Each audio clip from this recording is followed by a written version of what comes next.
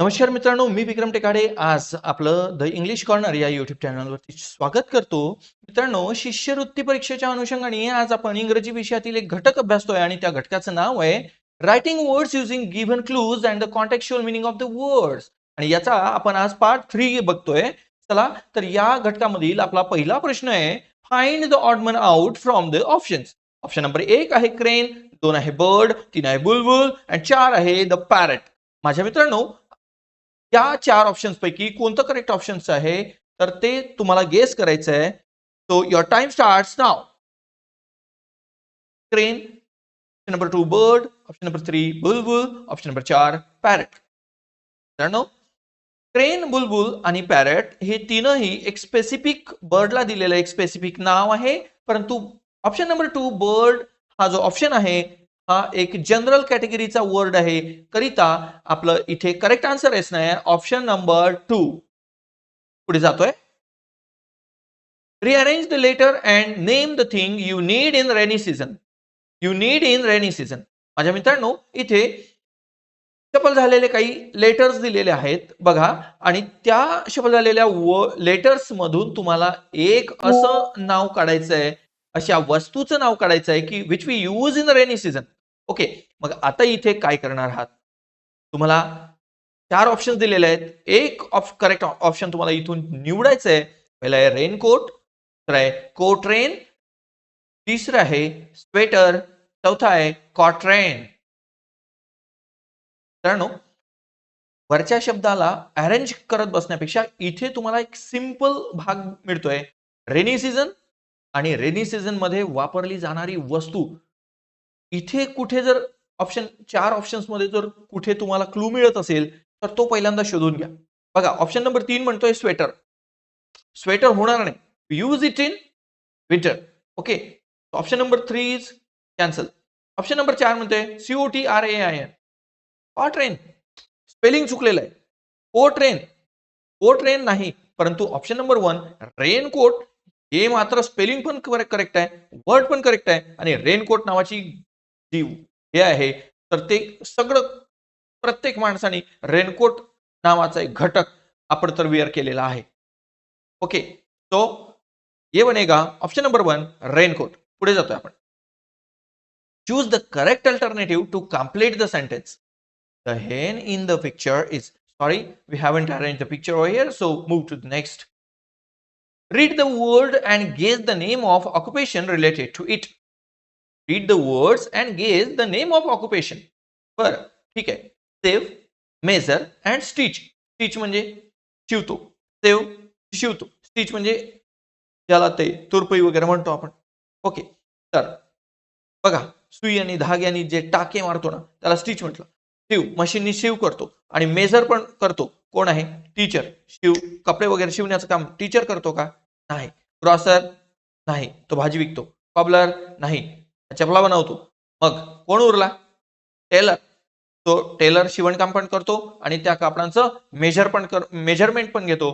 So option number 1 will be correct और here. So चलो बच्चा लोग, move to the next question. आपला पुढचा क्वेश्चन आहे, choose the contextual meaning of the underline word.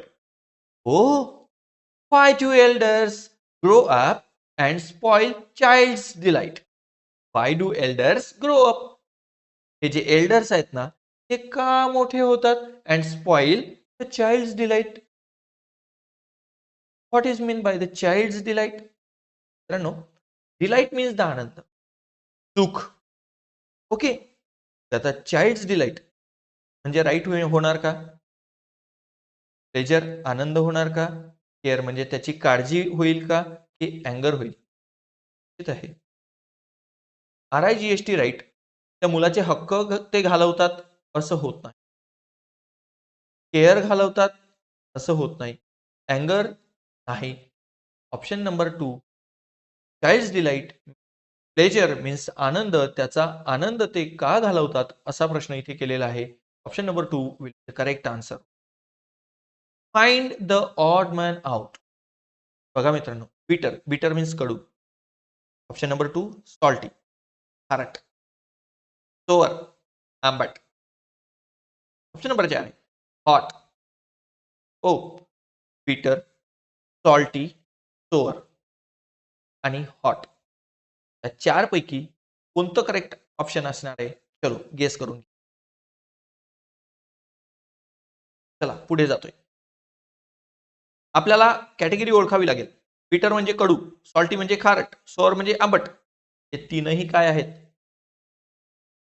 चव. परंतु हॉट काय आहे? ते फील करू शकतो.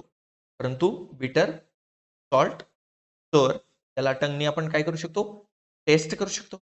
ओके, तो ह्या ए 1, 2 अँड 3 या तीनही टेस्ट मध्ये जातील. तो ऑड वन आउट निघेल. Option number 4 hot. आपला पुढचा क्वेश्चन आहे, find the word that is not related to the hospital. Okay, hospital सर्वांनी पाहिलेलं आहे. चला बघा, हॉस्पिटलशी रिलेटेड कोणते कोणते वर्ड आहेत त्याला ठेवायचा. नॉट रिलेटेड टू म्हणतोय, ओके, त्याला ठेवायचा आणि जो नाही आहे त्याला बाहेर आणायचा. ऑप्शन नंबर 1 नर्स असते का हॉस्पिटलमध्ये? बघा.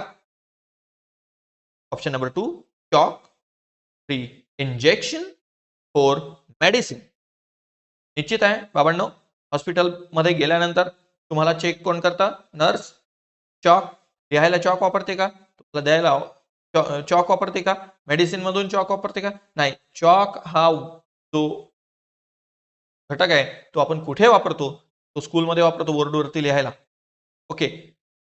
ऑप्शन नंबर 3 इंजेक्शन हॉस्पिटलमध्ये वापरला जातो. मेडिसिन डॉक्टर आपल्याला देतात. चलो, so option number 2 will be the correct answer over here. Okay, not related. Chalk हा शब्द, चॉक ही वस्तू हॉस्पिटलशी रिलेटेड नाही, ती स्कूलशी रिलेटेड आहे. चला पुढे जातोय. Choose the proper word and complete the sentence. Okay, choose the proper word, एक निश्चित योग्य शब्द 4 ऑप्शन्स मधून निवडायचा आहे आणि हे वाक्य पूर्ण करायचं आहे. वी सी रिकामी जागा in the sky after the rain. Okay, we see option number 1 lightning in the sky. हो, लाइटनिंग आपल्याला स्काय मध्येच दिसते, बरोबर आहे. Option number 2 rain. Option number 3 आणि 4 खाली मिसमॅच झालंय. Blue sky. ओके, बरं, हे पण वरतच असतं. Option number 3 rainbow. बरं, ते पण वरतच असतं. पण पहिल्यांदा आपल्याला थोडंसं क्वेश्चन अधिक व्यवस्थित परफेक्ट जर केला किंवा व्यवस्थित जर वाचला तर मी आतापर्यंत जसं तुम्हाला त्या उत्तरांमध्ये भलतच हो हे सगळ्याच गोष्टी तुम्हाला वर दिसतात असं म्हटलं, परंतु थोडंसं चौकसपणे तो जर प्रश्न तुम्ही वाचला तर लक्षात येईल. त्याने आपल्याला विचारलं we see blank space in the sky after the rain. पावसाच्या नंतर काय दिसतं? माझ्या मित्रांनो, इथला option number 3 rainbow. Option number 3 rainbow आपल्याला पावसानंतर दिसतं, म्हणून ऑप्शन नंबर 3 या प्रश्नाचं करेक्ट उत्तर होणार आहे. जातोय. फाइंड द ऑड मन out. Beautiful, brave, ugly, boy. Beautiful. Option number 2 brave. Option number ugly. Number 4 boy. Tell me what's your answer. चलो पक्का है, देख लो. ब्युटिफुल, ब्रेव आणि अगली तीनही ऍडजेक्टिव्ह आहेत. तीनही काय? Adjective. What's the adjective? A word which gives an extra information about noun end pronoun. Okay, noun या तो फिर प्रोनाउन के लिए जो एक्स्ट्रा इंफॉर्मेशन देता है उसे एडजेक्टिव बोलेंगे. So beautiful, a beautiful girl. Brave, a brave man. Ugly, N ugly person. हो गया. तो ये 3 हो जाएंगे एडजेक्टिव्स. और ऑप्शन नंबर 4 है बॉय, तो ये बॉय हो जाएगा कॉमन नाउन. ओके, तो option number 4 will be the correct answer over here.